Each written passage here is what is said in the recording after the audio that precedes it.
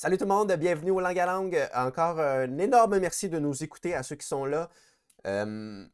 Suivez-nous, que ce soit sur YouTube, que ce soit sur Facebook, que ce soit, c'est pas mal juste ça, mais aussi sur les plateformes de podcast, que ce soit Google Podcast, Apple Podcast, Balado Québec.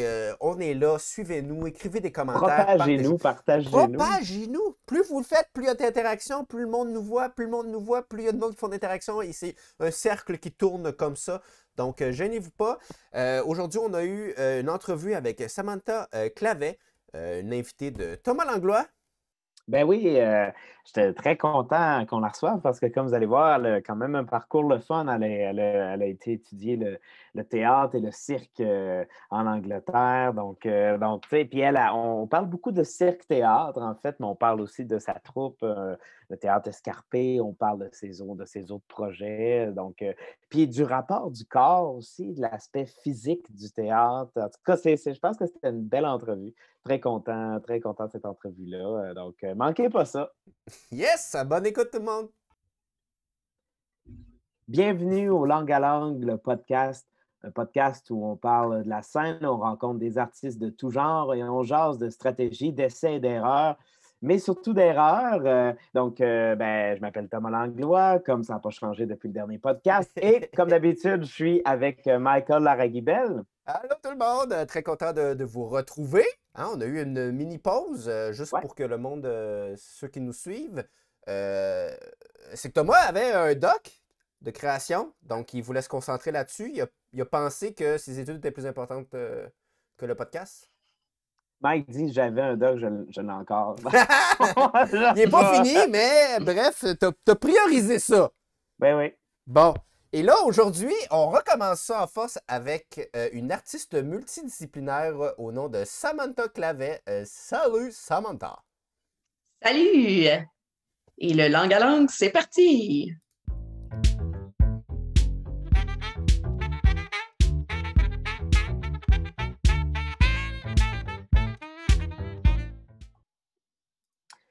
Salut Sam, c'est le fun de te recevoir dans le podcast. J'espère que tu vas bien. Ben oui, ça va très bien, toi? Oui, ça va bien, ça va bien. Mike aussi, j'imagine ça va bien. Ah, ça va, là. Écoute, c'est le fun de t'avoir parce que tu es quand même une artiste aussi avec un parcours assez particulier. En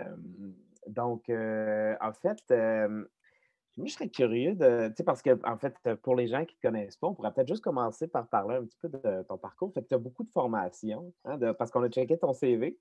Fait que tu as une couple de formations. Tu veux dire ma page de formation? Oui, c'est ça. Ouais. Fait que théâtre, cirque, tout ça. Donc, tu pourrais peut-être nous parler parce que toi, tu as été formé en Angleterre, c'est ça? Oui, c'est ça, 2 fois. En fait, j'ai commencé mes études par des études universitaires à l'Université Laval. J'ai fait un bac multidisciplinaire que j'ai interrompu le temps d'aller faire ma première formation en Angleterre, qui était une formation en jeu classique à Londres, à la London Academy of Music and Dramatic Art. Donc, c'était un 6 mois intensif en jeu pour étudiants étrangers, sur Shakespeare principalement, parce que le théâtre classique pour les Anglais, c'est Shakespeare. Ensuite, je suis revenue, j'ai fini mon bac multidisciplinaire. Après ça, j'ai commencé une maîtrise en art de la scène et de l'écran à l'Université Laval toujours. Et puis, je l'ai interrompu parce que c'est mon thème, interrompre mes études, pour aller faire une autre formation.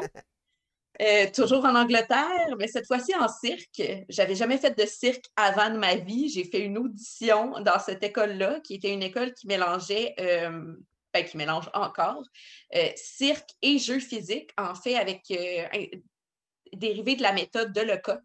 En fait, le prof qui a fondé l'école, lui a fait Lecoq, puis après ça, il a fondé une école, mais en art du cirque. En Angleterre. Fait que c'est cette formation-là que je suis allée faire. Puis je suis revenue ensuite terminer ma maîtrise. Après ma maîtrise, j'ai pris un petit 2 ans off. Et là, il y a comme eu une pandémie. Fait que... C'est ça? Je ne sais pas si vous en avez entendu parler. Non. Regarde, non. En tout cas, ça l'a interrompu un petit peu les contrats pour... C'est en Angleterre, la pandémie? Je dirais que c'est un peu partout dans le monde. Ah, OK. Mais tu sais, ça fait fort en Angleterre, mais ça fait fort ailleurs aussi. Ah. Ah. Ouais. Fait que pour les artistes de la scène, c'est un peu poche comme timing pour travailler, tu sais. Fait que j'ai comme décidé de retourner aux études, mais à temps partiel, en attendant que la pandémie passe, question de m'occuper un peu. Puis, OK. t'as jamais touché le cirque avant d'aller en Angleterre? Le trapèze, Non, t'en avais jamais fait? j'avais jamais touché à aucune discipline de cirque. Moi, mon audition à l'école de cirque, j'ai fait une audition en clown. Et à l'école, j'ai pas fait de clown. J'ai fait du trapèze du haut et de la jonglerie, mais j'ai pas fait de clown. OK, moi, je suis juste... T'as commencé sur le tard du trapèze, fait qu'il a fallu... J'ai Ben, commencé sur le tard, puis normalement, même, des écoles prennent pas des gens de mon âge, même qui ont déjà un background, parce que j'avais 25 ans quand j'ai fait cette école-là. Ouais. Ça commence à être très vieux pour commencer une Ouais. formation professionnelle en cirque, en fait. Puis cette école-là, vu qu'elle a tout le pan jeu physique, puis introduction d'une dramaturgie dans la performance circassienne, il y a comme une plus grande ouverture à des artistes de différents backgrounds. Fait que je sais pas pourquoi ils m'ont pris, je n'avais jamais fait de cirque de ma vie, mais ils ont dû voir de quoi dans mon audition, puis je suis débarquée là-bas, puis j'avais aucune idée, mais aucune idée dans quoi je m'embarquais. Ça a été un très gros challenge, mettons. Non, mais moi, je suis curieux de t'entendre. Tantôt, on va aussi en reparler, mais t'entendre sur le rapport, en fait, parce que c'est rare quand même qu'on entend ça. Je pense cirque et théâtre, vraiment, les travailler dans une démarche. Fait que je serais curieux, moi, de t'entendre sur cet angle-là que tu as pris dans ta démarche d'artiste. Parce que, tu sais, je t'ai déjà vu faire une coupe d'affaires. Je pense que tu l'intègres quand même, le cirque, dans ce que tu fais. Donc, en tout cas, ouais. Cirque et théâtre. Ben, en fait, tout mon intérêt pour le côté plus physique des arts de la scène, en fait, tout ce qui était plus corporel, le jeu physique, est venu, en fait, quand j'ai été à ma première formation en Angleterre, qui était une formation, comme je disais tantôt, en jeu classique, mais on avait différents profs qui nous faisaient un cursus, là, le cursus de l'école, mais bon, nos travails de scène, nos productions qu'on faisait à l'école, c'était du théâtre classique, mais on avait le cursus normal de l'école qui incluait un cours qui appelait Physical Theater. Fait que ça, c'était vraiment jeu physique. C'était une approche d'un prof qui avait comme formé sa propre méthode. Puis il y avait un autre prof qui, lui, nous faisait plus le jeu du jeu masqué. Lui, il avait été avec le Théâtre du Soleil longtemps. Fait que c'était une approche un peu plus dérivée de, bon, Ariane Mouchkine, puis toute cette approche-là. Puis il y a quelque chose qui m'a fascinée. C'est la première fois que ce prof-là en particulier, le prof de masque, est rentré dans le studio. Puis c'est un homme là, qui était imposant, 6 pieds, armoire à glace, petite bedaine de bière. Puis là, tu le vois là, mais chacun de ses mouvements, il n'est pas en représentation, là, mais chacun de ses mouvements est habité. Le moindre de ses gestes, il bouge sa main, puis il y a tellement de présence dans son corps. C'était hallucinant. Puis là, je me suis dit, c'est ça que je veux. Je veux habiter mon corps, je veux avoir une conscience corporelle tellement grande que le moindre de mes mouvements va parler. Ça va être porteur de sens. Puis moi, avant ça, dans ma vision un peu naïve du théâtre, pour moi, le théâtre, c'était du texte. C'est peut-être pour ça que j'aimais Shakespeare aussi, parce que j'aimais ces grands textes-là, tu sais. Jusqu'à ce que je réalise que Shakespeare, c'était du théâtre qui était populaire à la base. Fait que c'était pas juste du texte. Il y avait tellement plus là-dedans. Tu sais, c'était très physique comme théâtre. Et puis, bon, c'est la partie physique, les cours de danse à l'école, c'était vraiment pas ma tasse de thé. Les cours de physical theater, ça le faisait pas. Fait que là, j'étais comme, OK, ce que je veux atteindre, c'est ma faiblesse. Fait que je vais travailler pour que ça devienne une force. Fait que là, j'ai commencé à m'intéresser à tout ce qui était mouvement sur scène. Fait que plus la danse contemporaine. Puis là, j'ai vu une approche plus dans le cirque.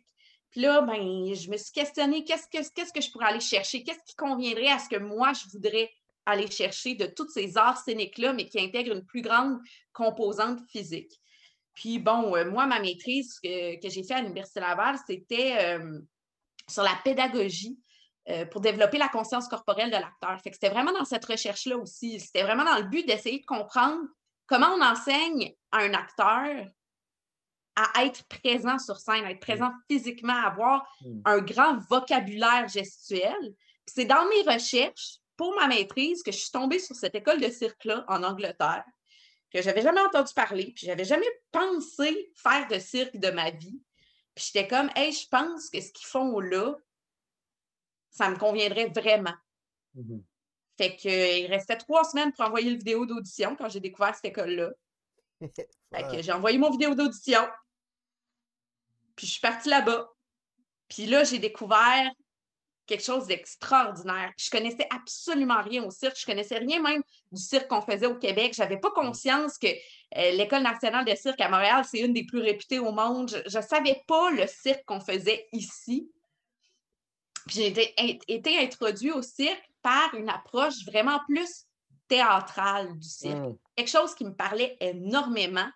Puis il y avait même des cours à l'école, plus en 2e année. Moi, j'ai fait, en fait, la formation, c'est comme 2 ou 3 ans, mais tu peux avoir une formation professionnelle d'1 an qui équivaut à la première année du 2 ans. En tout cas, c'est compliqué. J'ai fait 1 an. Puis il y a des cours même qui sont de cirque-théâtre. Fait que comment utiliser la narration au cirque. Fait qu'il y a tout ça dans ce cursus-là. Fait que ça me parlait énormément. Puis on avait des projets aussi, des projets individuels, 2 projets de création à faire dans l'année. Puis mon premier, j'ai décidé d'utiliser ma force, ce que je connaissais le mieux, c'est-à-dire le théâtre. J'ai écrit un monologue. Puis en fait, c'est un monologue que j'ai utilisé les tissus aériens dans le monologue pour faire tous mes accessoires, pour construire l'univers de mon monologue. Puis après ça, ça a été la première fois que j'ai vraiment mélangé cirque et théâtre. Puis après ça, j'ai comme l'impression que tout ce que j'ai fait par la suite, en fait, j'ai l'impression que n'importe quel artiste, tu deviens un amalgame de toutes tes expériences. Puis tu choisis, ce qui te parle le plus, tu vas le mettre plus de l'avant. Fait que je pense que oui, il y a beaucoup de ce que je fais même en théâtre qui va venir chercher cet aspect-là plus physique, plus corporel que je suis allée chercher dans le cirque, que j'ai développé dans le cirque. Puis des méthodes de création aussi qui ne sont plus un texte, mais qui sont ancrés dans le mouvement, dans le geste. Puis le geste peut amener le texte peut amener le geste, le son peut amener le texte, qui peut amener le geste, qui peut amener... c'est tout en fait des échanges. C'est des allers-retours, c'est des dialogues dans ces différents langages-là. Puis il ne faut pas oublier qu'à la base, le mouvement, c'est un des langages du théâtre. C'est juste qu'on n'y pense plus de cette façon-là ou on n'y pense pas assez de cette façon-là. Mais le corps sur scène, c'est la base. On regarde la définition de Peter Brook du théâtre, c'est ça. C'est quelqu'un qui traverse un espace avec quelqu'un d'autre qui le regarde. Il n'y a pas de mots là-dedans. C'est un corps. Il y a un corps, tu sais. Puis moi, ce qui m'intéresse, là, c'est pourquoi le trapèze? Parce que tu rentres dans une école de cirque, tu as les possibilités, tu fais même une audition en clown, mais tu décides de prendre le trapèze. Ça, c'est quelque chose d'un peu masochiste de ma part. Au sens où j'ai une tendance à vraiment, vraiment pas aimer pas être bonne dans quelque chose. Tu sais, j'étais pas bonne en mouvement, je suis devenue artiste de cirque. Ça donne une idée. Là. Je transforme mes faiblesses en force. Le premier jour à l'école de cirque, on s'en va dans le studio d'aérien, puis tout le monde doit avoir une base. Les 6 premières semaines, tout le monde ne fait que du trapèze, on ne touche pas à d'autres appareils d'aérien. Fait que tout le monde travaille sur le trapèze. Fait que là, ils nous montrent comment monter sur le trapèze, comment aller s'asseoir sur le trapèze. Fait que la bonne technique. Puis moi, j'y vais, je m'assois dessus, tu sais. Puis j'ai choisi le trapèze le plus bas parce que j'ai un peu le vertige, tu sais. Il était à peu près à 1,5 mètres du sol. Fait que je dirais que, tu sais, si je suis debout, il devait m'arriver aux épaules. Il était vraiment pas très haut. Fait que je m'assois dessus. Puis là, après ça, mon prof me demande de me lever parce qu'il a aussi monté comment se lever debout. Et je me mets à brailler. En fait, je pleure.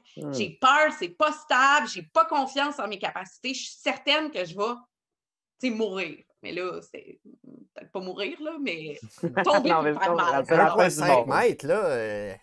On sait jamais. Tu tombes mal. Ouais, si tu tombes sur le coup, comme faux, ça peut. Ça se peut. Fait que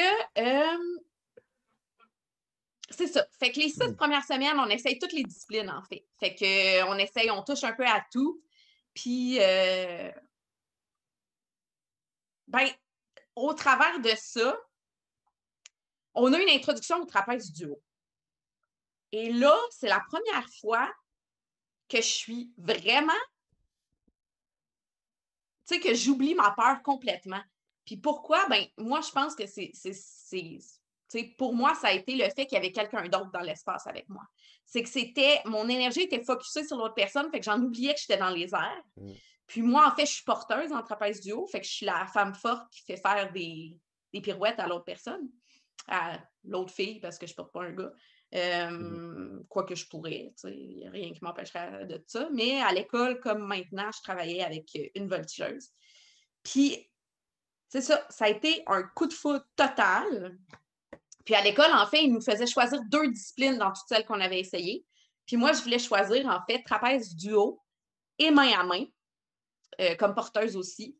Sauf que là, mes profs étaient comme, tu commences sur le tard, le cirque, ton corps n'a jamais fait de cirque, il n'est pas habitué à ça. C'est quand même 2 disciplines hyper exigeantes physiquement. Fait que choisis-en une des 2, puis fais autre chose. Fait que c'est comme ça que je me suis ramassée à choisir trapèze duo puis jonglerie. OK. Ouais, c'est ça, parce que c'était ça mon autre question. Là. Faire du trapèze, on s'entend que c'est musculairement, ça te demande énormément. Puis c'est pour ça que sur le tard, je me dis, OK, tes muscles n'ont pas eu le temps de se développer non plus pour. Tu sais, je veux dire, j'ai encore de la misère à faire 10 chin-up. Puis là, après ça, tu me dis, commence à faire du trapèze là. Je fais comme, mais tabarnouche. Fait que toi aussi, je me dis, t'as dû t'entraîner à une. Je sais pas, là. Mais je sais pas non plus ta base aussi avant que tu commences, là. C'était comment tout cet aspect-là musculaire par rapport au trapèze? Ben, c'était pas facile. Facile. Ah, ben ouais. Je me suis blessée une couple de fois, mais tu sais, ça fait partie de la game aussi, au sens où, tu sais, on était en cours, généralement, le warm-up commençait à 8h45, c'était un 45 minutes, 1 heure d'entraînement en circuit, en fait.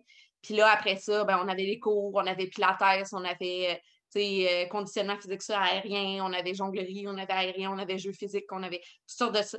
Fait que de 8h45 jusqu'à, des fois, nos journées finissaient à 7h le soir, avec des trous au travers de ça, évidemment, là. 5 jours par semaine.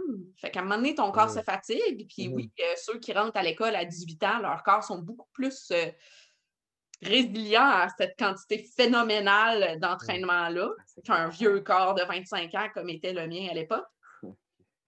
Mais, ouais, puis, tu sais, les fins de semaine, qu'on avait des projets de création à faire, fin de semaine, on s'entraînait aussi à l'école. Fait que c'était beaucoup de charges d'entraînement. Mais, tu sais, c'est sûr que je partais pas de zéro. Là. J'avais quand même une petite base de conditions physiques pas trop pires. Mais ça a été un très gros challenge. Pendant qu'on parle de ça, en fait, on pourrait peut-être déjà écouter parce qu'on a isolé ce petit bout-là qu'on trouvait vraiment intéressant. Parce que c'est pas que c'est pas nice, là, c'est parce que c'est 12 minutes. Fait qu'on a gardé ce petit bout-là. Je suis curieuse de voir c'est lequel.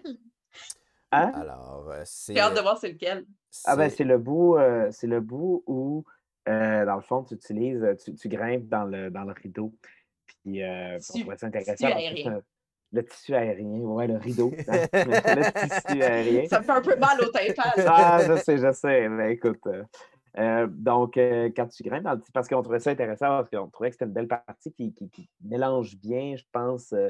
C'est ça que Mike soulevait tantôt quand on s'en parlait, hein, c'est que tu as comme intégré déjà le tissu aérien, mais comme un élément vraiment dramaturgique dans la mise en scène. Donc, c'est comme ça sort pas de nulle part. Tu sais, c'est pas genre je fais un moment de théâtre, puis bang, après ça, je fais un numéro. En tout cas, ça te va, on pourrait peut-être l'écouter puis en parler un petit peu, continuer la discussion, mais intégrer ça. Il y a une petite anecdote aussi par rapport justement aux blessures et à la condition physique avec ce numéro-là. En fait, c'est que moi, je ne faisais pas de tissu aérien, sauf que j'avais eu une idée d'un monologue sur l'hiver et sur la neige avec des tissus blancs, tu sais. Fait que 5 semaines avant la présentation, quand on commence à travailler sur nos projets personnels de création, je me dis, hey, je vais faire un projet en tissu. Fait que je me mets à faire du tissu. 5 fois semaine pour réussir à faire quelque chose qui se peut pour ma présentation. Après une semaine, Mhm. je me suis blessée à l'épaule.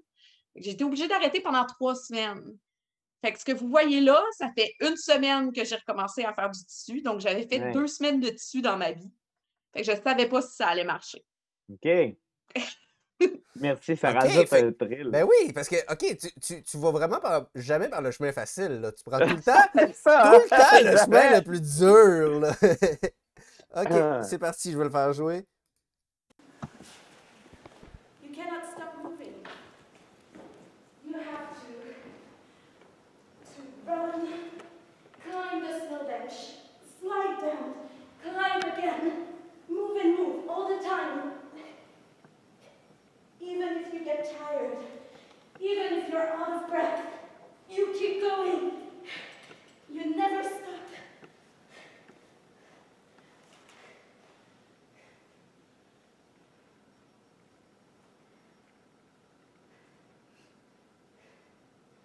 I hated the cold, but I waited for him anyway.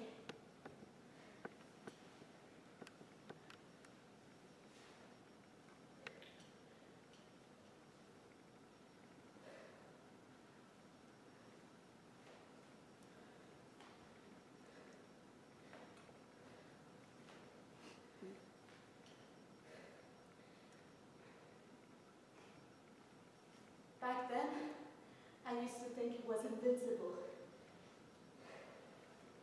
Now I know he isn't.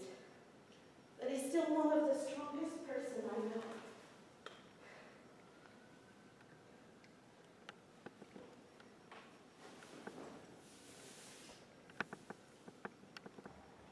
I have never seen him cry. Since then, it has happened twice. The first time, when the woman he loved left him for another man. The second time, it was for me. We were at the airport. I was going back home after spending 9 days in London with him. He still had 3 months left before going back to Canada. And he cried. Right in front of the line for security, he took me in his arms, and he cried.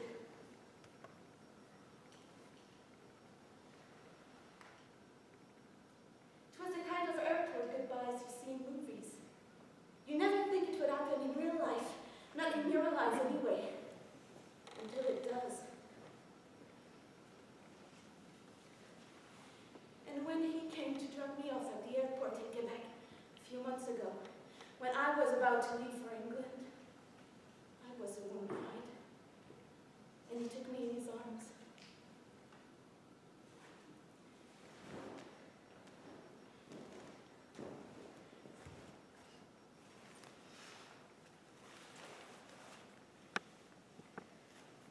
That day, I waited for him for 2 hours.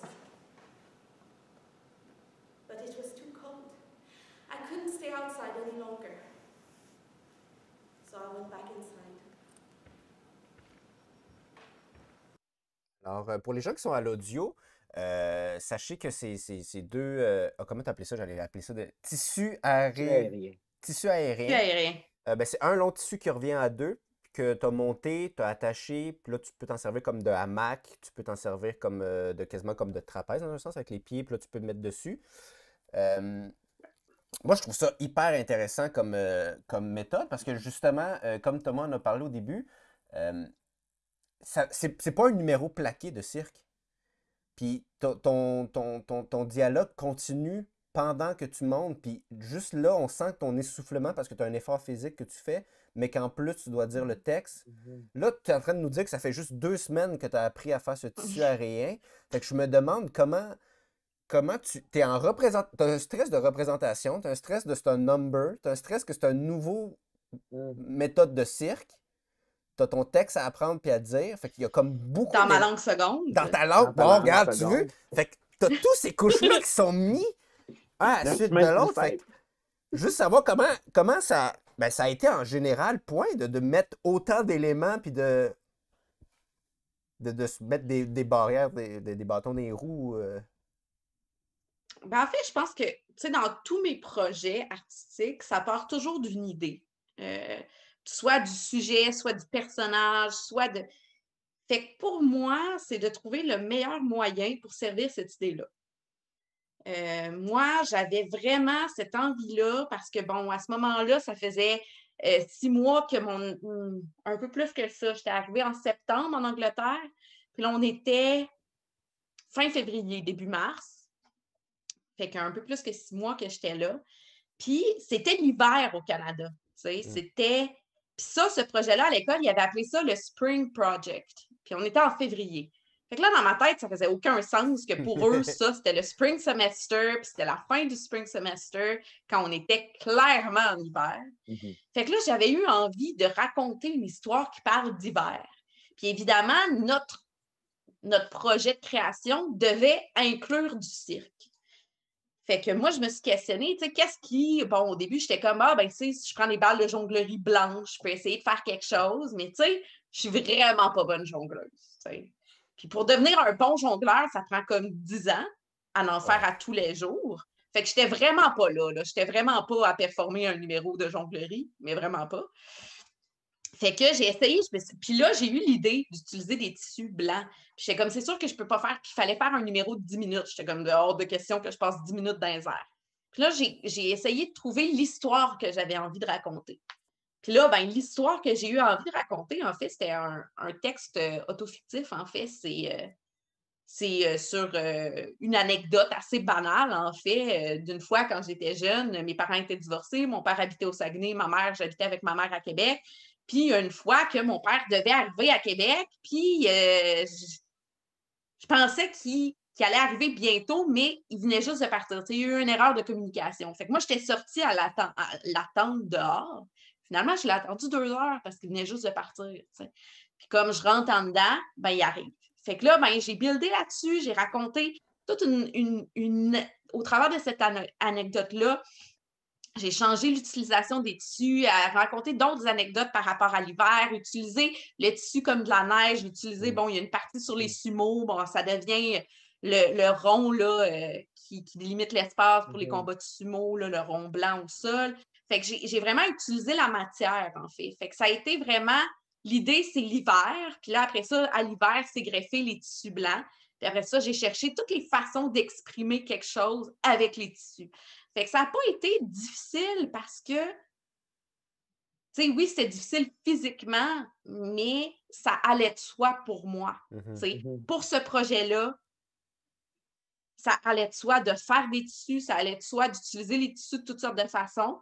Puis après ça, ben, ça a juste été de se questionner sur, bon, qu'est-ce que moi, mon corps, à ce moment-là, était capable de faire dans les tissus. Ça serait vraiment pas pareil si je le refaisais aujourd'hui. J'ai fait un peu plus... J'ai pas refait de tissu depuis. Hein? Ma blessure à l'épaule a mis fin à mes ambitions de tissu.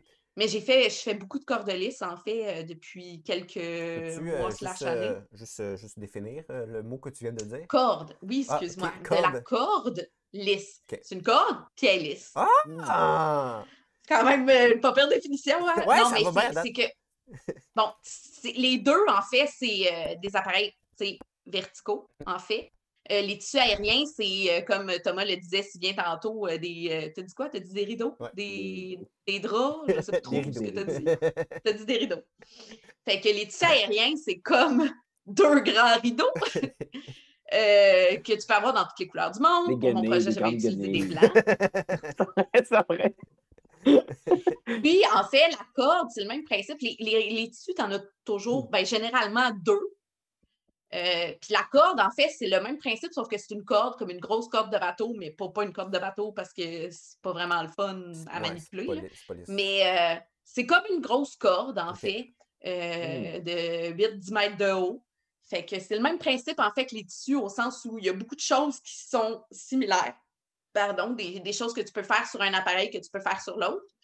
Mais la différence, c'est que le tissu, bon, ben, t'en as 2. Fait qu'il y a des affaires différentes, mais tu peux les prendre en un seul brin, tu sais, pour faire des choses similaires à la corde. Mais en quoi le tissu a mis fin à cette. Ta blessure à l'épaule a mis fin au tissu, mais peut te permettre de faire la corde. Ah, mais tu sais, ma blessure à l'épaule est revenue, là, ça va, là, Ok, mon ok. épaule. Ben, là, je dis ça, mais je suis arrêtée de cirque en ce moment pour 3 semaines parce que j'ai une blessure à l'épaule. Mais ça, c'est une autre histoire, ça va et ça vient. Mais non, je pense que ça a été vraiment un gros challenge, ce numéro-là. Puis tu sais, quand tu as une blessure en commençant quelque chose, tu sais, j'ai quand même juste fait une semaine de dessus, puis je me suis blessée. Ça te. Tu sais, tu as d'une méfiance peut-être un peu plus envers cet appareil-là. Ouais. Fait que j'ai comme eu une méfiance, puis c'est pas. Tu sais, le tissu, il peut être très élastique. Puis la sensation quand tu travailles avec, il est très enveloppant. Même pour des mêmes mouvements que tu vas faire à la corde, la sensation de la corde, ça va être un peu plus comme un garrot. Fait que ça va serrer. Puis la sensation du tissu, ça va envelopper. Personnellement, je ne sais pas pourquoi, mais j'aime vraiment mieux la sensation du garrot que la sensation d'être enveloppé. La corde est plus mince. Fait que je sais pas, le contact est plus petit, puis pour moi, ça me convient mieux. Chacun ses goûts. Ben Il y en a qui détestent la corde. Moi, j'adore la corde. Hey, je suis curieux. J'ai une question à 2 volets. Non, je suis curieux. C'est un petit peu suite à la question de Mike tantôt, puis suite à ce qu'on se dit là. Je suis curieux de savoir comment est-ce que tu composes, que ce soit là ou dans un autre genre de numéro, comment est-ce que tu composes entre tu sais, la ligne de pensée du personnage, puis la performeuse un peu, là, l'artiste de cirque, qui fait, tu sais, comme par exemple, tu dis ton texte, mais en même temps, comme disait Mike, on entend l'essoufflement à un moment donné, ou on entend puis à un moment donné, tu replaces le drap, tu sais, fait que comment est-ce que tu composes pour pas perdre un peu le personnage? En tout cas, je sais pas comment tu travailles ça. Puis l'autre question que j'avais, c'est est-ce que ça t'a amené à réfléchir sur le rapport au public, tu sais? Parce que le rapport au public, mettons, face à du théâtre plus classique, ou en tout cas du théâtre où vraiment on regarde et on écoute un personnage, puis face à un numéro de cirque, tu sais, à un moment où ce que tu dis, ben là, parce que tu as tout le moment, j'écoute le personnage, puis en même temps, il ne faut pas qu'elle se plante. Tu sais, comme Ouais. le truc du cirque, là. Je suis curieux de savoir comment tu composes aussi avec le public à ce niveau-là. Bref, Et ça, question. c'était ma toute première tentative. Fait que je pense que j'ai vraiment beaucoup développé ma pensée depuis là-dessus, mon cheminement, en tout cas. Puis ce texte-là, le texte avait été écrit au complet avant que je sois en studio, puis que j'essaie le mouvement. Puis là, en ce moment, je suis en train de travailler sur un nouveau projet de création de cirque-théâtre, puis c'est un solo, donc monologue aussi avec corde. Puis là, je suis en train justement de tester pour développer, de faire différents essais, en fait, pour développer comment on crée pour le cirque-théâtre. En fait, comment on crée un texte, comment on écrit le texte pour le cirque-théâtre. Puis bon, là, je suis en train d'essayer de développer juste le processus par lequel je veux trouver ma réponse à comment on développe un texte pour le cirque-théâtre. Puis, bon, moi, je veux partir, comme je disais tantôt, souvent mes projets partent d'une idée, tu sais, c'est le point d'ancrage. Mon idée, c'est pas je veux faire un numéro de cirque-théâtre. Mon idée, c'est je veux travailler un personnage. Puis je pense que ce personnage-là, ça se place bien dans ce contexte-là. Donc, je pense que pour servir ce personnage-là dans l'esthétique que je vais aller travailler, c'est cirque-théâtre. Donc en fait, c'est ce projet-là qui m'a fait commencer la corde. Donc, j'avais jamais fait de corde. J'ai eu l'idée de ce projet-là. Je me suis dit, je vais commencer la corde. Donc, c'est vraiment la corde, tu sais, le projet vient vraiment, c'est l'élément de base. Donc, le projet, en gros, c'est le point de départ, c'est le personnage de Feli dans Hamlet de Shakespeare. Et puis, je veux travailler, en fait, je veux questionner qu'est-ce qui a poussé cette fille-là, dont on connaît presque rien, à se suicider. Puis les thématiques principales de l'œuvre, si tu regardes dans n'importe quel livre qui parle de Hamlet, ça va être la folie, puis la mort ou le suicide. T'sais. Puis, bon, la folie, à l'époque, c'est ce qu'on appelle aujourd'hui les maladies mentales, les problèmes de santé mentale, en fait. Fait que je questionne toute la santé mentale versus le suicide. Puis je trouve que, bon, dans l'imagerie du suicide, la corde, c'est quelque chose de très fort. C'est sûr qu'Ophélie, elle ne se pend pas, elle se noie. Mais je m'éloigne un petit peu du personnage d'Ophélie dans mon solo. Je veux travailler 3 volets, 3 personnages différents. Un qui est vraiment ancré dans le théâtre, qui est au sol complètement. Un qui est entre les airs et le sol, fait que va travailler un peu avec la corde, mais au sol. Ça va être un personnage qui va vivre un traumatisme qui pourrait la faire basculer vers des pensées suicidaires. Fait que c'est ce personnage-là qui est comme un peu entre les deux, puis qui va être aussi entre théâtre et cirque. Puis il va y avoir un personnage qui va être vraiment, tu sais, sur le bord du suicide, qui va être dans les pensées suicidaires, qui, elle, va être dans les hauteurs sur la corde. Ça va être un personnage vraiment plus ancré dans le cirque, mais aussi avec des paroles plus poétiques qui vont être tirées du texte original de Shakespeare, dans ce cas-là. Donc, c'est vraiment... Puis là, ce que j'ai commencé à faire, j'ai essayé d'écrire un texte en pensant cirque. Avec ce que je connais maintenant du cirque, je me suis dit, bon, je vais écrire en disant, à ce moment-là, je vais faire tel geste. J'ai écrit quelques scènes, puis j'ai vite réalisé que ça ne marchait pas. En fait, c'est pas comme ça qu'on doit écrire, en tout cas, que moi, je dois écrire ce texte-là. Mm-hmm. J'ai l'impression que pour écrire un texte de cirque-théâtre, il faut écrire un texte et il faut écrire une partition de mouvement, puis que je ne sais pas lequel qui vient en premier, en fait. Mm-hmm. Fait que ce que je veux tester prochainement, parce que je n'ai pas de réponse encore à ta question, Thomas. Je vais peut-être en avoir une dans 1 an ou 2. C'est en fait de faire des allers-retours. Fait que mon plan, c'est d'écrire un canevas de toute la pièce avec les actes dramatiques de chaque personnage, un peu comme un scène à scène au cinéma. Et puis là, après ça, c'est d'aller tester différents moyens d'écrire ces scènes-là. Fait que de les écrire dans le mouvement, puis après avoir fait une partition gestuelle, de voir qu'est-ce que le texte pourrait être au travers de ça. Puis des fois, partir du texte, puis voir qu'est-ce que le mouvement peut devenir avec ce texte-là. Fait que de trouver la rythmique que j'ai dans le texte, puis de la transposer dans le corps. Mais évidemment, c'est jamais de faire en geste ce que le texte dit. C'est vraiment d'avoir deux langages qui se complètent. Oui. Mais dans ma réflexion de comment on mélange cirque et théâtre, en ce moment, j'en suis là. J'en suis à... On ne peut pas tout décider dans le mouvement en premier puis venir créer un texte après. Puis on ne peut pas écrire un texte puis venir rajouter du mouvement après. Il faut que les deux se développent en parallèle. Mm-hmm. Ouais, je trouve que c'est une bonne façon parce que c'est peut-être ça qui enlève le côté plaqué de le number commence. Il y a la fluidité qui se crée. Oui. C'est ça, en fait, c'est de questionner, c'est quoi la place de la dramaturgie dans le cirque, en fait. Ouais. Puis, il y a des spectacles de cirque qui sont vraiment plus athlétiques.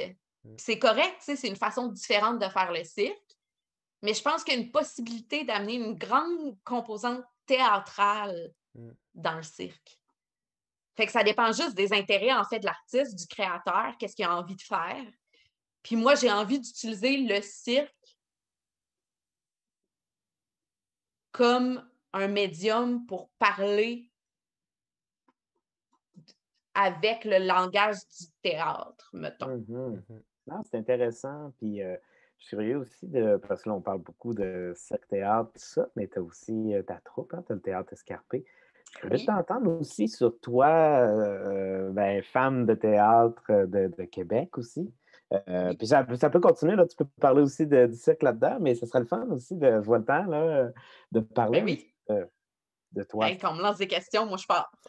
Oui, mais tu sais, l'idée, là, c'est que nous, on lance des questions, mais dans le fond, c'est ton moment à toi. Si tu veux nous parler de quelque chose, tu aimerais dire quelque chose, n'aie pas peur là, de faire un détour pour nous dire quelque chose que tu as envie de nous dire. L'idée, c'est de te présenter au monde. Ben, c'est ça, comme tu disais, j'ai fondé une compagnie de théâtre il y a 5 ans, si je ne me trompe. Oui, 5 ans.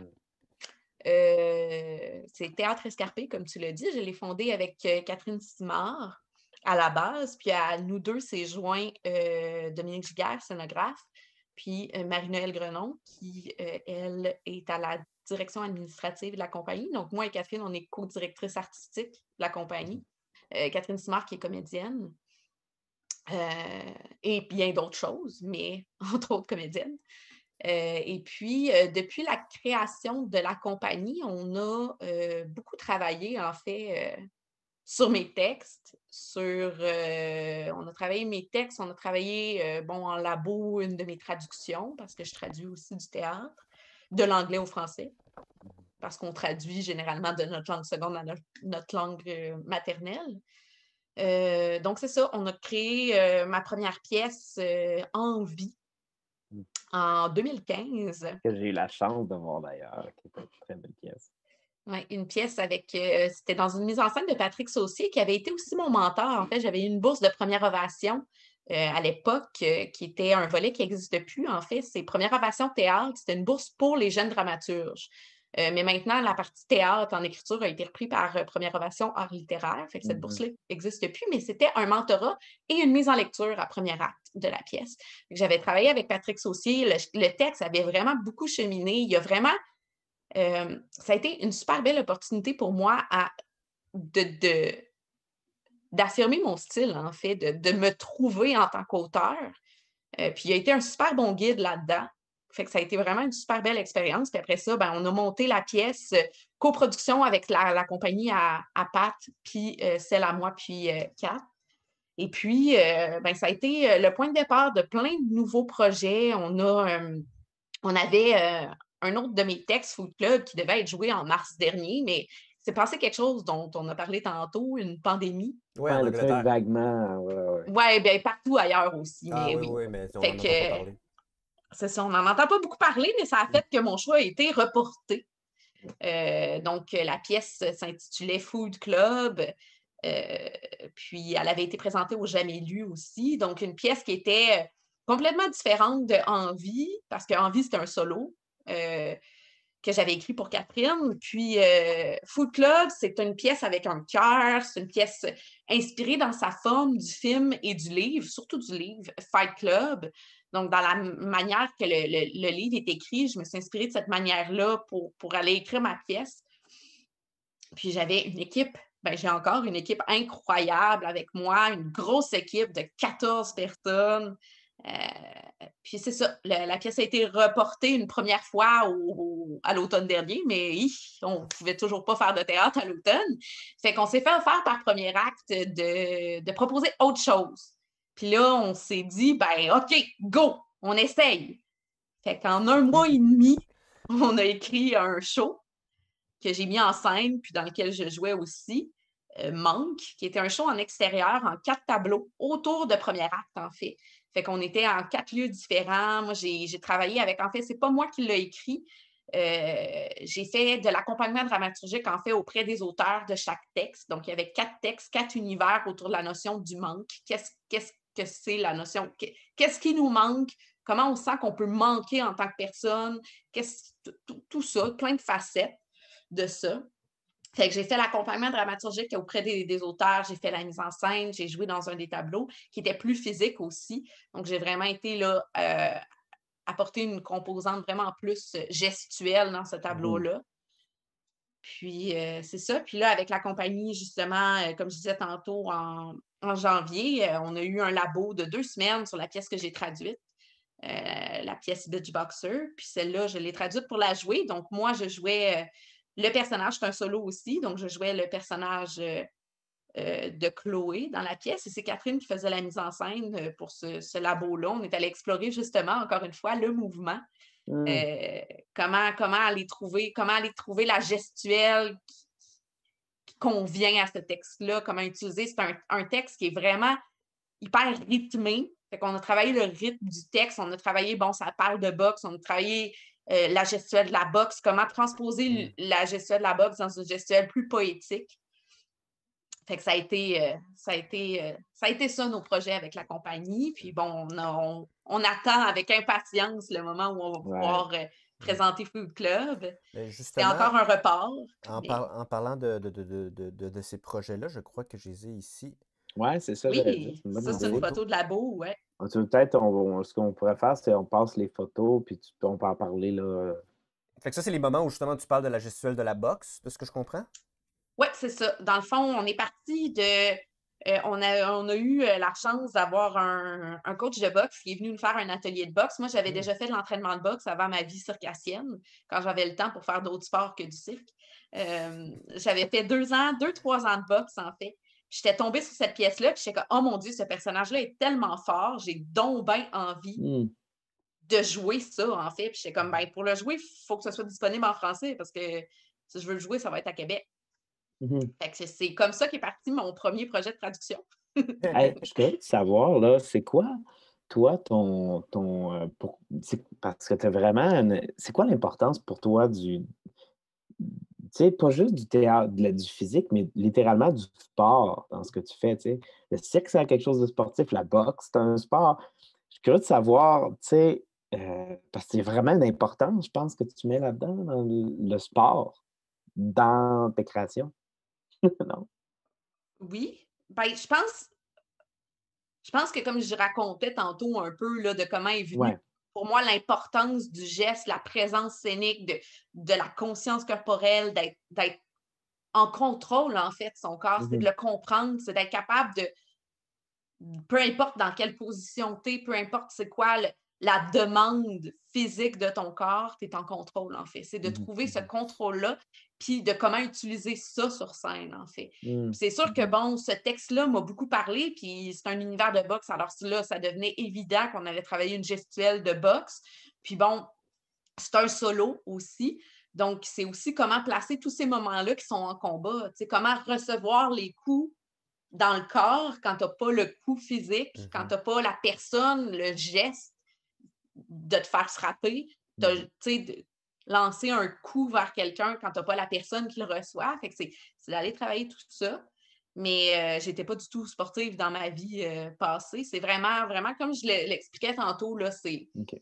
c'est quand ma pensée du théâtre a passé de le théâtre, c'est un texte, à le théâtre, c'est Ouais, un ouais, corps ouais. sur scène, que là, c'est devenu important pour moi d'être en contrôle de ce corps-là, tu sais, Mais, de pouvoir faire tout ce qui est possible sur ouais. scène avec ce corps-là. Mais c'est Mhm. ça, c'est que oui, le corps, ben, c'est physique, mais j'ai l'impression que pas tu le pousses à la limite dans les projets, mais le sport vient justement mettre ce contexte-là physique, mais tu le mets sur le bord du gouffre, là. On va le tester au complet, le physique, pas juste.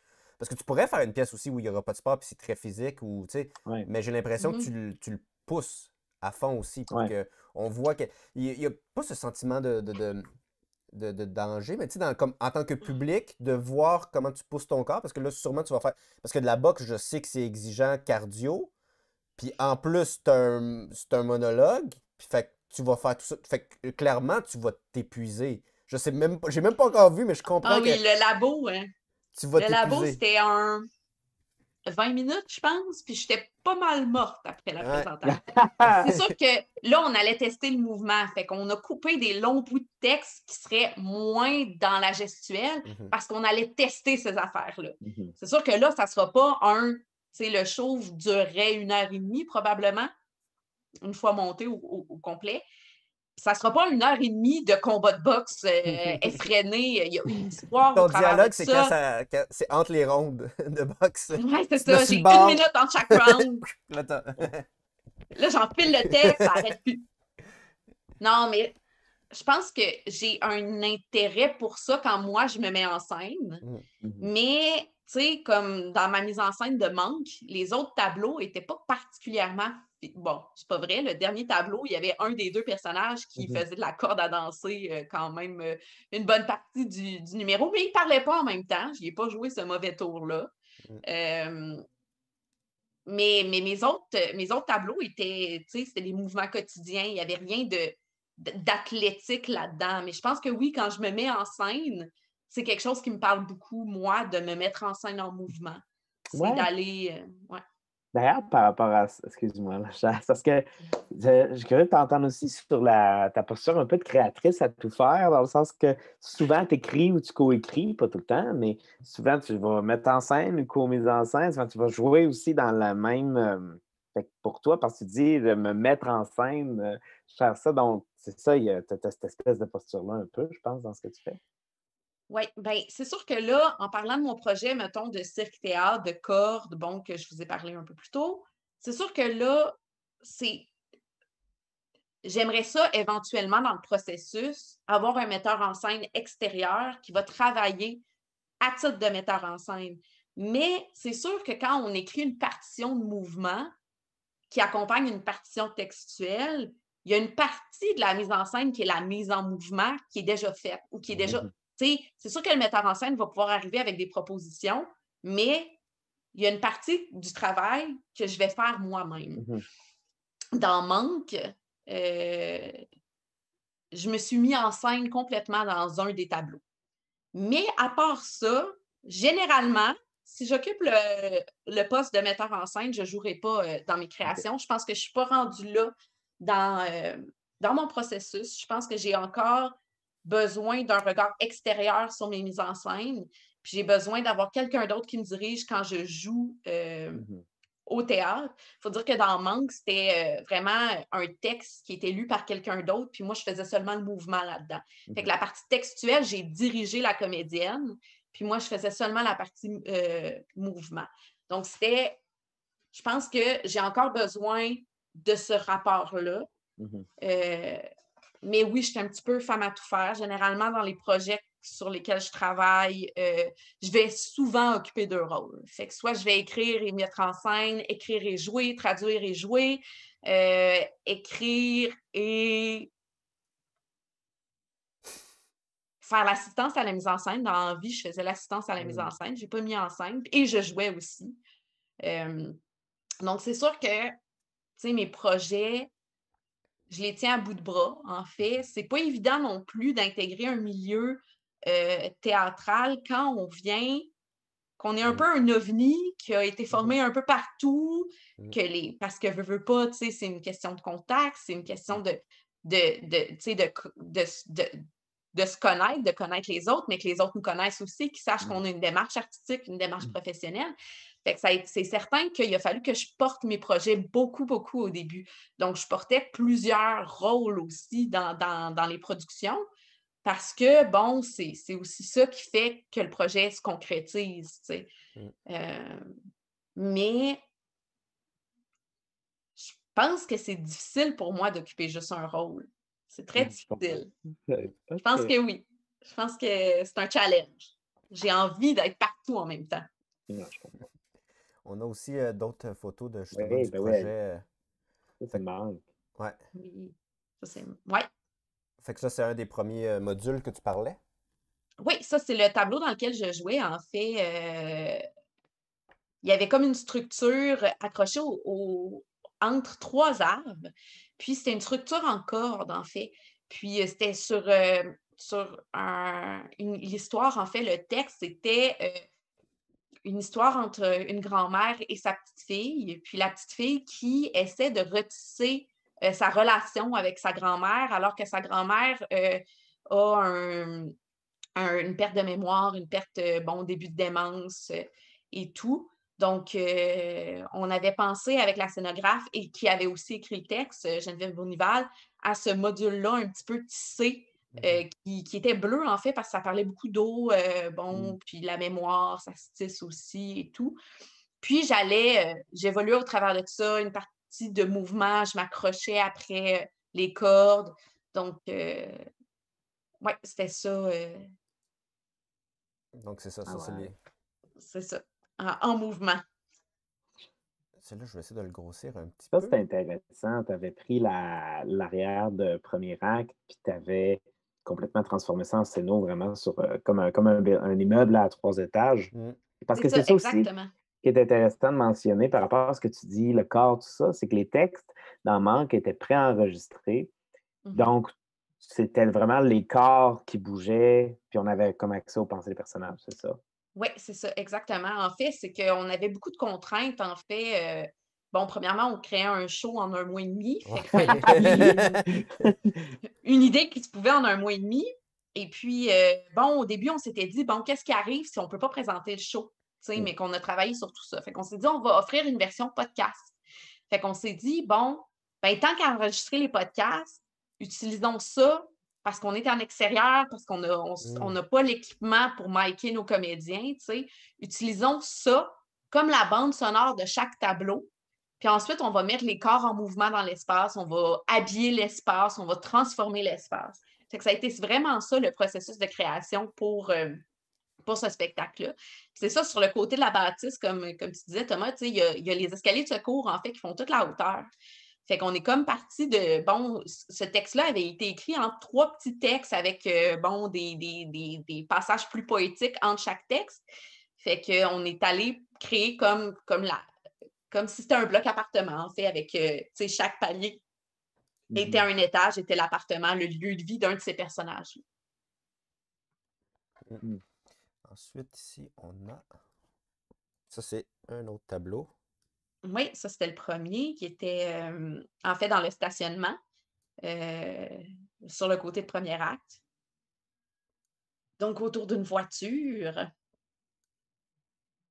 un petit peu habillée.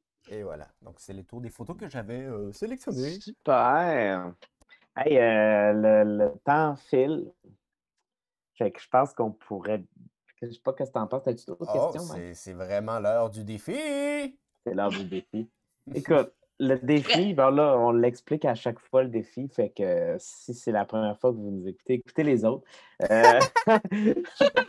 Mais en gros, OK, ce qu'on va faire, c'est que on va te proposer justement, là, donc, mettons que tu pars de qui que t'es, donc tu es déjà une créatrice assez accomplie là, à plusieurs niveaux. Donc, à partir du bagage que tu as, on va te proposer une orientation de carrière.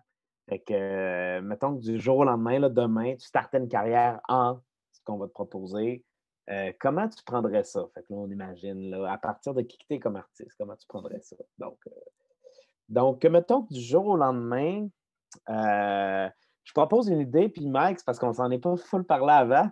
Fait que si tu as une meilleure idée, n'hésite pas à en proposer de meilleure. Mais mettons que du jour au lendemain, tu startes une carrière en chant. Genre, comment tu aborderais ça? Puis quel genre? Tu sais, ça peut être chant, là, puis tu sais, ça peut être, tu peux devenir rappeuse, là, mais tu peux aussi devenir tu peux chanteuse avoir d'opéra. un personnage. Oh non, mais là, moi, je sais exactement qu'est-ce que je ferais, là. Un de mes plus grands rêves inatteignables parce que j'ai pas la voix pour faire ça. Mais Je fais de la mettons, comédie musicale. OK. OK. Ah oui, clairement de la comédie musicale. Ben attends, tu es en train de dire que ta voix, c'est peut-être une faiblesse, puis tu n'as pas travaillé pour que ça devienne une force? J'ai travaillé dessus très fort. J'ai fait 5 ans de cours de chant. Oh shit, mais le problème, c'est qu'il n'y a pas tellement de grands rôles d'alto dans les comédies musicales. Fait que ça me limite un peu. Okay. Puis aussi, j'ai pas la voix, là, on s'entend. Là, pas, Mais mettons, tu l'écrivais, là, tu pourrais l'écrire, dans le fond. Ah, je pourrais m'écrire. C'est vrai. Excellente idée. Puis je pourrais en écrire une qui se passe dans un univers de cirque. Eh ben oui. Chanter dans les airs. Comédie musicale, cirque, théâtre, ça serait secret. Ça serait parfait. Bon, ben, c'est même pas un défi finalement, c'était juste. C'est pas un défi, c'était juste le début. Ok, mais dans ce cas-là, c'est juste chanteuse, point, là. Tu sais, t'as un band. Puis là, c'est un band. On est en dehors du théâtre. Là, t'es vraiment, là, tu vas être auteur, compositeur, interprète. Fait que, est-ce que tu y vas en Samantha? Est-ce que tu trouves un personnage scénique pour le chant, les thématiques? Tu sais, là, on exclut le théâtre. Là, tu es vraiment dans une zone que je connais vraiment pas pendant. Yes! Bon, merci, Mike. Merci d'avoir en train de me planter. Là. Bravo. Tu sais, pour te donner une idée à quel point je connais rien en musique, là, à part de la comédie musicale, parce que ça, je connais tout ce qu'il y a à savoir. Ma meilleure amie m'a donné comme défi cette année d'écouter au moins un nouveau CD par mois pour enrichir ma culture musicale parce qu'elle trouve que je connais rien. C'est pour te donner une idée. OK. Puis là, t'es rendu à Si quoi? j'avais une carrière d'autrice, on dit-tu auteur, compositrice, interprète? On dit les deux. Autrice, compositrice, en tout cas, ça. Ouais. Je pense que j'aurais vraiment un band cool avec moi. Je pourrais même pas te dire de quel instrument. Là. Puis même pas quel type de musique. C'est juste que mon band, il est cool. J'aurais vraiment un band parce que je serais pas capable de monter toute seule sur scène pour chanter de la musique que je sais pas trop c'est quoi. Fait que je pense que, tu sais, il y aurait une composante musicale très forte. Ça serait quel genre de groove que tu aurais, genre, mettons, là? T'es-tu quelqu'un qui serait plus rock, pas Non, ça, nécessairement musique rock, mais où t'es plus quelqu'un. Ça serait quoi ta je pense que ça vibe? serait jazzy. Jazzy. Ouais. Jazzy. Puis est-ce que tu trouverais une façon d'intégrer le corps, d'intégrer pas nécessairement le cirque, là? C'est difficile de chanter peut-être en faisant du... Ben, Pink, elle le fait, hein? Ouais, c'est vrai. Ouais. Je pourrais devenir la nouvelle Pink. Ah, peut-être. Fait que ça serait pop. On y va pour du pop. Du gros pop. Du gros pop, on est parti de jazzy. On s'en Avec va un du pop band avec du à cirque. du gros pop. Puis, mettons, l'idée c'est d'être autrice, compositrice, interprète. Avec cette idée-là, est-ce que tu as un médium circassien qui s'adapte selon toi plus? Je pense que les aériens, puis ça serait vraiment pas un vertical, là, fait que pas corde, pas tissu, quelque chose sur lequel tu peux t'asseoir, fait que trapèze ou terceau. OK. Ouais, parce qu'à un moment donné, faut que tu prennes des pauses pour être capable de respirer puis de chanter. Fait que Ouais. je dirais ça. OK. Jonglerie, non? Tu jonglerais pas avec tes micros? Hey, je suis tellement pas bonne pour jongler, là. Sérieux, là. Je commence, là, j'apprends, là, puis Colin, ouais. Mais mon deuxième projet à l'école de cirque de création, j'ai fait un numéro de trapèze avec manipulation de chapeau dans les airs. Je jonglais des chapeaux avec mes pieds. Ah, ben regarde, ça peut être fait aussi en chant.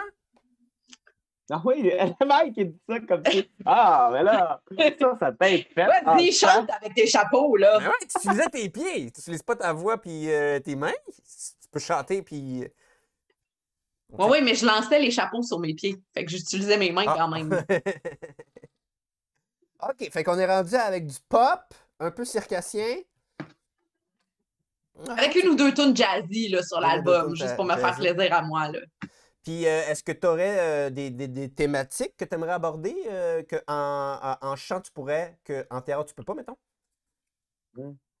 Tout est abordable en théâtre. Il n'y a pas de limite.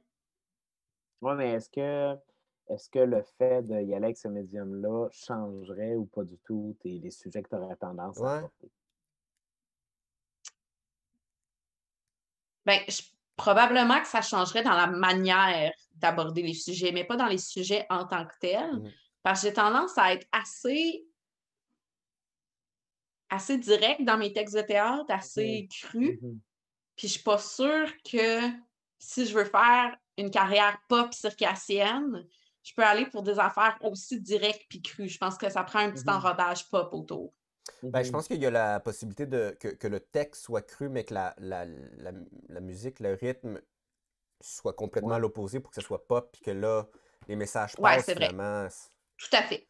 Parce que je me rappelle plus c'est qui fait ça. Il y en a j'ai entendu ça, un documentaire là-dessus en plus, j'ai oublié. Ben, je pourrais faire ça, mais en faisant du cirque. En faisant du cirque aussi. Ben écoute, c'est le fun. Puis avec une grosse composante théâtrale aussi dans mes shows. Ben, le band aussi va jouer là-dedans. Là. Tu sais, il va rentrer. Ah oui. Parce qu'il est cool. Ah, il va être vraiment cool, mon band. Il va être Avec cool. des musiciens vraiment cool et branchés. Là. OK. Ben, pas le choix, tu sais, c'est le band, il faut qu'il soit branché. Non, mais ils vont surtout avoir. Ouais, Merci, vraiment. merci. Ils vont vraiment avoir des skills, tu sais. OK. Ça sera pas juste une chanteuse. Tu sais, mon band va être très présent. Là. On va être unis. Là. On va être une gang. OK. Puis t'es intégrerais-tu dans ton univers théâtral? Ben oui. Ben, tu sais, ils pourraient être sur des plateformes suspendues pendant que moi, je suis sur mon trapèze. Puis là, tu sais, tout ça, Ben ouais, monte, puis moi, descend au j'imagine travers des tunes, le puis- guitariste, là, il peut clairement avoir le bout de la guitare en feu, puis il est cracheur de feu aussi en même temps, là. Ben oui. Clairement. Puis des flammes sur sa guitare pour faire un rappel. Je dis ça comme c'est super facile. Ben oui, clairement! Hein, gang! Le mec est comme, faites ça. Ben, fais ça.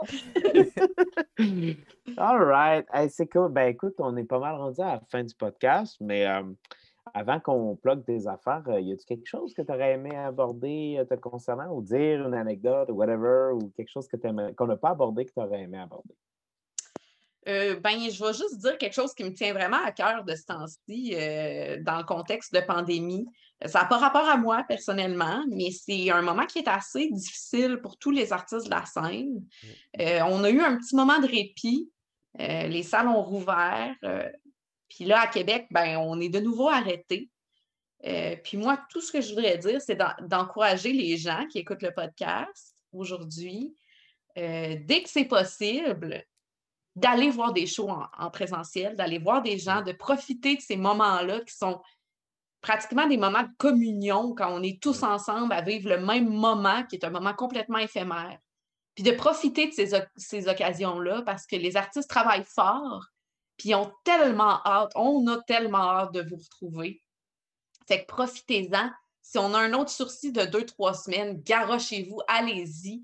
Puis n'importe quoi, musique, n'importe quoi de live, là, ça va tellement vous faire du bien, puis ça va faire du bien aux artistes d'avoir des gens dans leur salle. Fait que c'est juste ça que je voulais dire. Amen! Écoute, merci de ce message-là qu'on partage, Ben j'en oui. suis convaincu. Oui, mais c'est important de le dire. Ouais, oui. ouais, C'est important. ouais. Fait que est-ce qu'on peut suivre Théâtre Escarpé sur les réseaux sociaux? On peut tout à fait Facebook, Instagram. Parfait. Est-ce Y a-t-il qu'on d'autres suit... choses? Ouais, est-ce qu'on suit juste Théâtre Escarpé ou Samantha a une petite page à elle aussi? Samantha a une page Instagram. Sinon, son duo de trapèze a une page sur Instagram aussi, duo Sam et Kate. Hmm. Donc, si vous voulez voir, Sam et souvent Kate, dans nos stories, ouais, Sam et Kate, souvent dans nos stories, on a des beaux fails où Kate tombe sur la tête. Ça peut être très divertissant. On a été partagé par la fameuse page Not So Acrobats plusieurs fois. Fait qu'on est des vedettes de Not So Acrobats qui mettent les meilleurs fails de cirque. Donc, on est vraiment des vedettes. Fait que vous avez la chance de suivre des vedettes. Super! Mais, Allez suivre des vedettes. mais Sam et Kate, ça sonne anglophone? Est-ce que ton duo, Ah, au on Québec? est toutes les deux très francophones de Québec. Ok, parfait. C'est juste que vous mettez un petit ton anglophone. Ben, c'est parce que c'est Ben, nos Kate. noms, là. Sam, Kate. C'est Kate nos et noms. Ouais, mais en Sam français, Kate. ça serait Sam et Kat. Non, c'est Kate, ça, non? Mike! OK! Fatigué, Mike! OK. Fait qu'on va suivre Sam et Kate, ainsi que Théâtre Escarpé sur les Facebook et Instagram. Yes. Ben, merci beaucoup, Sam. C'était vraiment le fun de C'était t'avoir. super le fun. Je pense que ça a été un super bel échange. Mm. Fait que de notre côté, je pense qu'on est content, Mike. Oui, vraiment. Un thème, on avait abordé le cirque, mais pas de cette façon-là. Très, Non? très théâtre, très. Ouais, j'ai bien aimé ça. Parce que ça part à la base de théâtre plutôt que de cirque qu'on veut raconter une histoire. Fait que c'est une autre avenue qu'on n'a pas eu encore depuis le début du podcast. Puis c'est super intéressant. Donc, Ben, merci beaucoup de m'avoir invité. C'est à toi d'avoir accepté. Donc, le dernier mot te revient. Donc, le langue à langue, c'est fini.